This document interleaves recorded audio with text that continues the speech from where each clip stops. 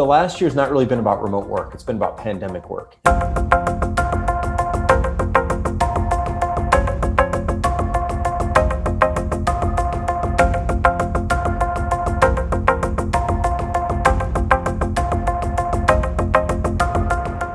Tens of thousands of people use Basecamp every day to run their business, a platform which has been around for the last 20 years.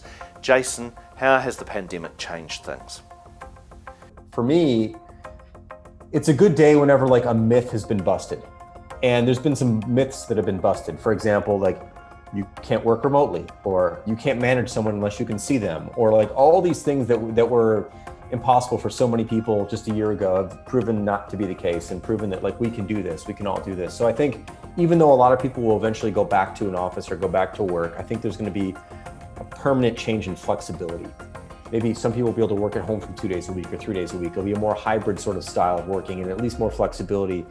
And I think that's a really, really good positive thing after all this for flexibility and resiliency to be seen as a real achievement, not really an achievement, but a real learning or whatever of this time, that's a lasting legacy of what just happened, is that we figured out we can do things that we didn't think we could do before.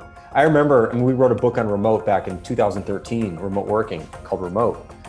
And I remember when that book came out, it did not sell well. And it didn't sell well because like we were, I think, really ahead of the game on it.